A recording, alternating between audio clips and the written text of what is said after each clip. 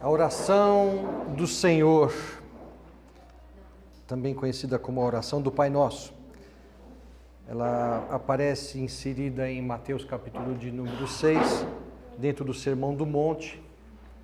Sermão do Monte que poderíamos dizer que é a constituição do reino dos céus. E constituição, como alguns aqui já sabem, é um conjunto mesmo de normas e leis que regem o Estado. Depois aparece também em Lucas capítulo de número 11, onde o doutor Lucas ele escreveu e narrou no versículo 1 falando assim: certo dia, repita comigo, certo dia, Jesus estava orando em determinado lugar. Fala assim, determinado lugar. E aí quando ele terminou, um dos discípulos se aproxima dele e fala assim: Senhor, nos ensina a orar assim como João Batista ensinou os seus discípulos.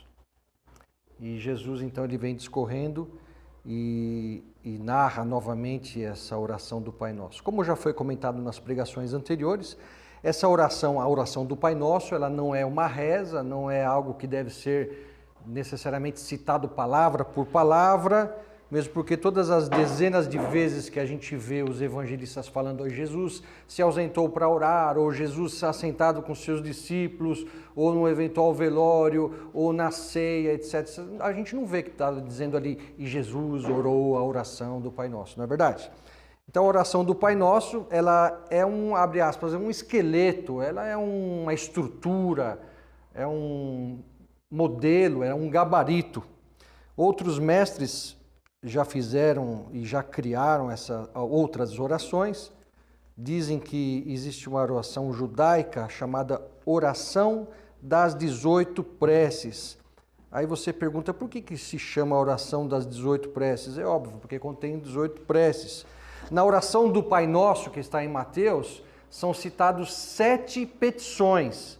Se nós imaginarmos que ou chegarmos à conclusão juntos de que a 7ª petição, ela é complemento da 6ª, então a gente poderia focar que são 6 petições narradas em Mateus. Em Lucas, são 5 petições.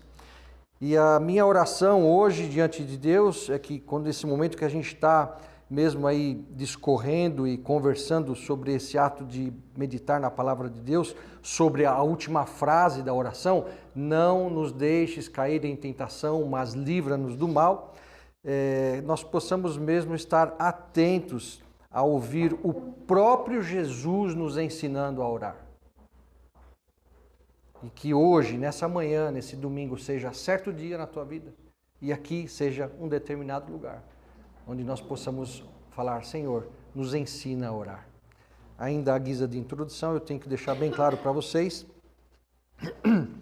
que a oração do Pai Nosso, ela sempre me trouxe algumas expectativas e algumas ansiedades. Quando criança, meus pais incentivavam e exigiam que eu memorizasse essa oração. Quando criança, ainda na escola bíblica dominical, nos concursos bíblicos ou diante das professoras, tinha que memorizar, em outras oportunidades também. E eu vou falar para vocês, hoje nessa manhã, bota expectativa e ansiedade nisso, viu? Discorrer sobre esse assunto aí com vocês, e tão gentilmente, na confiança que a igreja local traz. Não nos deixes cair em tentação. Você pode repetir essa frase comigo? Não nos deixes cair em tentação. Se a gente fosse fazer uma análise morfológica dessa frase, ou seja, estudar cada uma das palavras na sua classe gramatical, a gente dá logo de cara com o não, um advérbio de negação. E o advérbio de negação, ela tem essa característica, ele funciona como um modificador. Deixes, não deixes. Ele muda o verbo, ok? Se a gente observar nas petições anteriores, é somente nessa que é citado esse advérbio de negação. Por exemplo, não está sendo citado nas petições anteriores que seu nome não seja blasfemado ou não seja desconsagrado. Não está sendo citado, por exemplo, que a sua vontade não deixe de ser feita, ou que o pão nosso de cada dia não nos falte. Aí você pergunta, o que significa isso? É um sinal? Acho que não, é apenas uma guisa de curiosidade, porque nós estamos aí destrinchando e algo que pode ser desapercebido ou passar desapercebido. E como a gente está tentando extrair ao máximo desses versículos, vale a pena a gente observar. E pode até ser que um pouco mais para frente, você estudando e buscando extrair mais desse texto, você vai descobrir que fazia parte da didática do próprio ensino de Jesus. Então, que nós possamos captar essa didática. Não é o advérbio de negação. O deixes, a gente vem e quer apenas ressaltar algo importante, de que nós somos livres, sim ou não? A gente tem o livre-arbítrio, sim ou não? Sim. Nós não somos robotizados. Então, nunca venha a cair no engano ou no falsa mentira, na mentira, toda mentira é falsa, mas na mentira de que, se eu cair, é responsa do Pai. Eu pedi, eu fiz minha oração, eu caí, foi Ele que não me atendeu. Cair, só cai quem está de pé. Se você cair, já não é mais tentação. Comigo até aqui ou não? Tentação, o que significa a palavra tentação? Talvez até antes da gente falar o que significa a tentação, o que não é tentação? Chocolate não é tentação. Ainda bem. Chocolate não é tentação. A gente corre risco, apenas a título de exortação, de usar algumas expressões que a gente tem que se policiar. Por exemplo, adorei aquele filme. Cara, se a gente levar ao fundo a expressão adorar, a gente está falando que a gente tem que adorar a Deus, não tem que adorar. Então, é claro que no contexto a gente entende o que você está falando. Puxa, amei aquela calça, tá bom. Mas então muda um pouco essa expressão. Fala assim, você passou na frente da vitrine ali da padaria, que eu não vou nem falar o nome. Puxa, eu senti uma vontade de comprar aquele sonho, sabe, o quentinho. Acho que eu fiz propaganda já, né? Ou seja, eu passei na frente fiquei com uma vontade enorme de comprar aquela calça, eu assisti aquele filme, eu gostei muito. Então, serve de alerta nós colocarmos expressões certas, no momento certo, para não ficar dizendo que o que é tentação não é tentação, e ao mesmo tempo o que é adoração não deve ser adorado. Vocês estão me entendendo até aqui? Tomara que sim. Então, que nós possamos apenas ficar mais atentos com o que a gente se expressa. Então, chocolate não é tentação. É muito comum também confundirmos tentação e provação. Aqui eu talvez poderia discorrer um pouquinho mais de tempo. Por exemplo, provação, obviamente, é diferente de tentação e faz tempo que surgiu essa dúvida.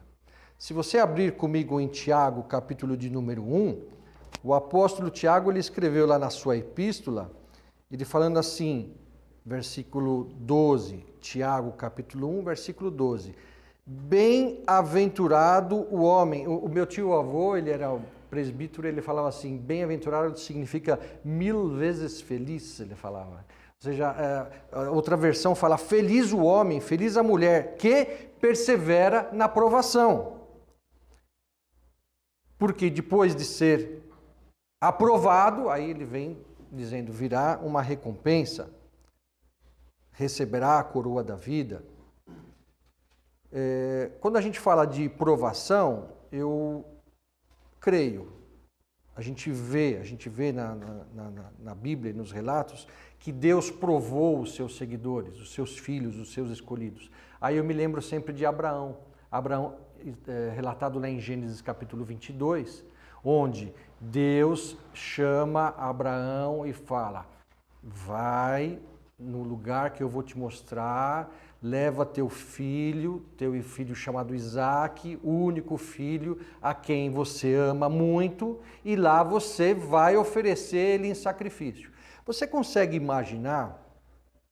São 3 dias a pé. A angústia que esse homem passou, a luta interna que esse senhor, porque ele já era mesmo aí de idade, o desespero desse pai. Mas por quê? Sacrifício humano? Fazer para Deus, para Yahvé, o mesmo que os deuses dos pagãos exigem? Sim, eu creio, Deus ainda prova os seus seguidores. Vocês conhecem o final da história de Gênesis capítulo 22, onde no final Abraão, obviamente, não sacrificou, não precisou sacrificar o seu filho Isaque. Na provação, Abraão foi aprovado. Eu acredito que hoje Deus prova a nós, os seus seguidores, os seus filhos, os seus escolhidos, para que, assim como talvez Abraão tinha tirado o foco de Deus, Abraão talvez estava numa zona de conforto, Abraão estava acomodado e ele precisou ser provado para voltar os olhos para Deus, que tanto eu como você, diante das diversas situações que nos vêm de encontro, nós possamos ouvir a mesma voz que Abraão ouviu. Ei, sim, eu sei, você me temes. Sim, eu sei, você me ama, acima de qualquer coisa. Sim, você me obedece. E se nós fôssemos só um pouquinho pentecostais nessa manhã, já tinha escapado um montão de aleluia, um montão de glória a Deus. Nesse incentivo da gente conversar, de a gente discorrer sobre o lance da provação, a gente já saca logo de cara. A provação, obviamente diferente da tentação, a provação ela tem como objetivo principal nos trazer perto de Deus. E a tentação, então, obviamente, ela tem o foco principal, nos afastar de Deus. Não nos deixes cair em tentação. Jesus foi tentado, foi? Em que situações vocês conseguem lembrar? No deserto, durante o seu ministério, e a última tentação na cruz. Chega um fulano lá, se você é filho de Deus, desce daí. Não foi uma tentação? Querendo afastar ele dos objetivos da vontade perfeita do Pai? E aí eu pergunto para você, Jesus pecou? Não, ele foi tentado, mas não pecou. Então, princípio básico, tentação não é pecado. Pecado é cair em tentação. Qual é a origem da tentação? Essa é uma pergunta que o apóstolo Tiago também veio discorrendo lá no próprio capítulo de número 1. Muito provável porque muitas dúvidas surgiam a respeito, e o apóstolo Tiago, ele fala assim, versículos 13 e 14, quando alguém for tentado, jamais deverá dizer, eu sou tentado por Deus. Então, primeiro, Deus não tenta ninguém. A tentação não tem origem em Deus. Comigo até aqui? Ele continua, Deus não pode ser tentado pelo mal e a ninguém tenta. Cada um é tentado quando atraído e engodado pela sua própria paixão e concupiscência. Então, querido irmão, querida irmã, você é responsável, um dos responsáveis pela sua própria tentação. Jesus, quando ele conversa com os seus discípulos, em Mateus capítulo de número 26, ele fala assim, vigiai e orai para que vocês não caiam em tentação. Vigiai e orai, porque o espírito está pronto, mas a carne é fraca. Ou seja, é difícil conseguir vigiar e orar. E ao mesmo tempo que a gente vê Jesus citando e fazendo essa afirmação de que a carne é fraca, nós temos algumas promessas. A primeira delas que eu posso destacar entre tantas, 1 Coríntios 10, 13, onde o apóstolo Paulo fala assim, não vos sobreveio tentação que não fosse humana. Não vai vir para vocês tentação que não seja comum aos demais homens, aos demais mulheres. Mas Deus é fiel, ele fala. Ele é fiel e não vos deixará tentar acima do que vocês podem resistir. Muito pelo contrário, com a tentação ele também vai dar o escape. 1 Coríntios 10, 13. Então, a origem da tentação, você é um dos responsáveis. Qual que é a recomendação que Jesus nos dá? Vigiar e orar. E nós temos promessas de livramento. Na parte B, eu queria que você falasse comigo também na parte B dessa última petição.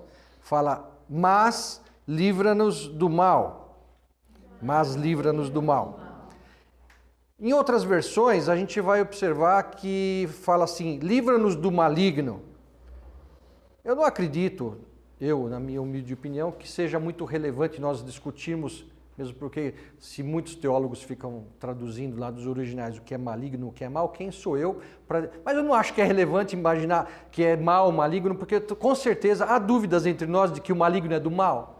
Não, nós temos que ser protegidos das maldades, quer sejam do maligno ou do próprio mal. E como a gente viu ainda há pouco, a origem da tentação, ou uma das origens da tentação, é o próprio eu, a própria carne. O apóstolo Paulo, ele testemunhou em uma das suas cartas, dizendo assim, aquilo que eu quero fazer, o bem que eu quero fazer, eu não faço.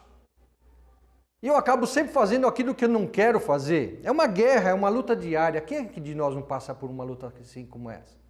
Quer seja nos pensamentos, quer seja no dia a dia, quer seja no trânsito, quer seja nos negócios, quer seja em várias situações. Aquilo que eu quero fazer, eu não faço. E eu acabo sempre, ou a maioria das vezes, fazendo aquilo que eu não deveria fazer.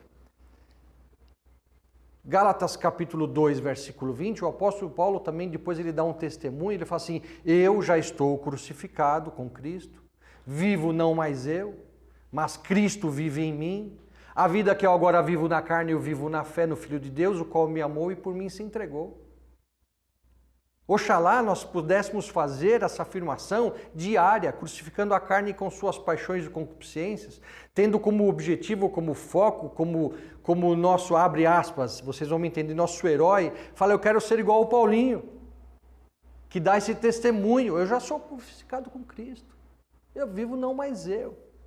E lembra, nas outras cartas ele ainda fazia essa afirmação, eu estou fazendo coisa que eu não quero, e o bem que eu quero eu não faço.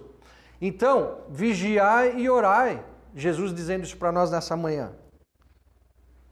Os outros dois inimigos, já que nós falamos que um dos inimigos do cristão é a própria carne, o segundo inimigo a gente pode dizer que é o próprio mundo com o seu sistema.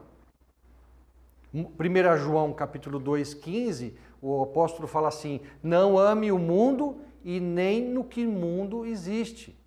Tudo que existe no mundo, concupiscência da carne, concupiscência dos olhos e soberba da vida. Essas palavras são meio chatas mesmo, né? Eu gosto mais da outra versão, que fala assim, as paixões da carne, as paixões dos olhos, aquilo que eu vejo, aquilo que me atrai, e ao mesmo tempo, quando ele fala soberba da vida, nada mais é do que ostentação de bens.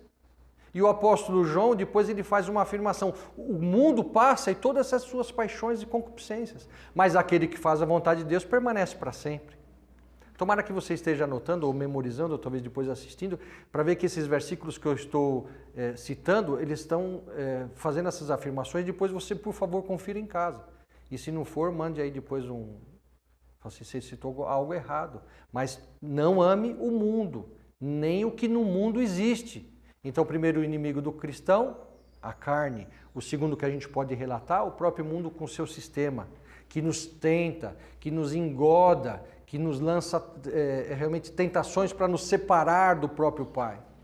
E por último, um dos três inimigos que a gente pode lembrar é o próprio diabo. Afinal de contas, vocês mesmos citaram agora há pouco.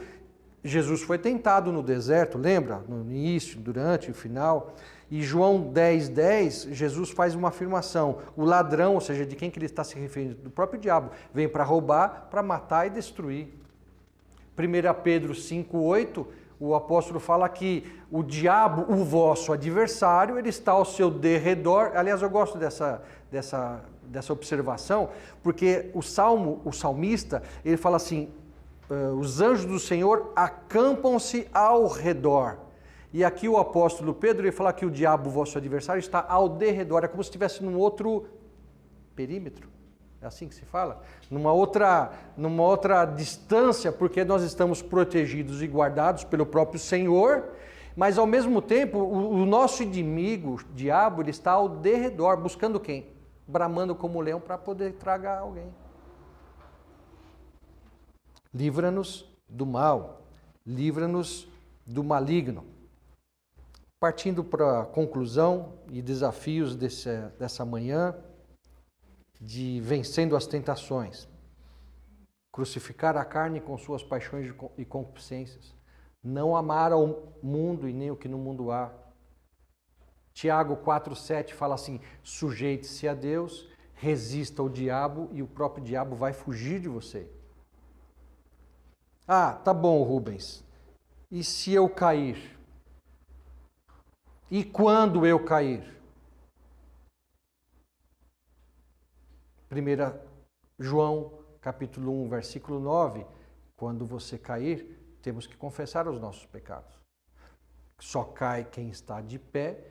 Quando você cai, já não é mais tentação, é pecado. Então agora eu tenho que chegar diante de Deus, usar o sabonete do cristão, 1 João 1,9, confessar os meus pecados. E lá existe uma promessa. Se você confessa, Deus é fiel e justo para nos perdoar os pecados e nos purificar de algumas injustiças. Algumas? Não. Todas. E ainda a continuação do capítulo 2, versículo 1, o apóstolo João, 1 João 2, 1. Meus filhinhos, escrevo-lhes essas coisas para que vocês não pequem. Se, porém, alguém pecar, temos um intercessor junto ao Pai, Jesus Cristo, o justo. Podia ter escapado um outro aleluia. Eis que ouço um glória a Deus. Glória a Deus. Nessa manhã, nesse certo dia, aqui na doca, aqui nesse determinado lugar, se nós pudéssemos fazer um trocadilho dessas últimas frases da oração, aliás, nós até podemos, né? Não nos deixes cair em tentação, Senhor, que nós não nos afastemos de Ti. Mas permita que sejamos provados. Ou seja, sim, que nós nos sintamos cada vez mais atraídos para perto de Ti. Não nos deixes cair em tentação, que nós não nos afastemos de Ti. E que nós possamos sim ser provados diariamente, para que a gente não perca o foco do que é Deus nas nossas vidas. Para que a gente cada vez mais sinta vontade de adorar ao único e verdadeiro Deus, com os seus dons, os seus talentos. Falávamos hoje de manhã na escola bíblica dominical, citávamos, né, a pregação de um pastor, tornar visível diante da sociedade dos nossos queridos os atributos invisíveis de Deus. Eu não tenho certeza, acho que o Rafinha já cantou uma vez um hino do cantor cristão, às vezes ele faz isso, né? Canta uns hinos antigos aí. E aí o hino do cantor cristão, 283, eu só vou ler, não vou cantar não, fiquem tranquilos. Ele fala assim, mais perto quero estar, meu Deus, de Ti, ainda que seja a dor que me una a Ti. Sempre hei de suplicar, mais perto quero estar, meu Deus, de Ti. É claro que a oração do Pai Nosso ela é feita na primeira pessoa do plural. Então, se fôssemos fazer aqui sei lá, colocar a primeira pessoa do plural nessa estrofe desse hino, sem mudar a métrica, a gente poderia falar assim: mais perto nós quer estar. Sempre, ainda que seja dor, que nos una a Ti. Sempre vamos suplicar, mais perto nós quer estar. Mais perto nós quer estar. Meu Deus, de Ti. Fique de pé, vamos orar uns pelos outros.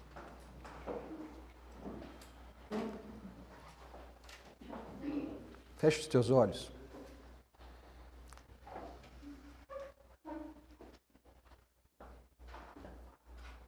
Nosso Deus, nosso Pai,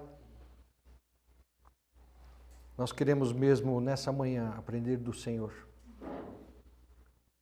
Que a Tua palavra encontre um terreno bom nos nossos corações. Que produza frutos, ó Pai. Nossa oração nesse momento, assim como outras petições que já foram citadas, Pai, que nós nunca venhamos nos afastar do Senhor. Que diante das tentações da carne, do mundo, do diabo, nós possamos suportar, permanecer em pé e quando pecarmos e quando cairmos, possamos confessar e estar sempre olhando para o Senhor, que é o autor e consumador da nossa fé. Senhor, que nós possamos diariamente esperar por provações, porque essas provações, elas certamente não nos deixarão numa zona de conforto ou relaxados em relação à santificação diária. Muito pelo contrário, Senhor, nós queremos ser provados e queremos, com a Tua graça, sermos aprovados.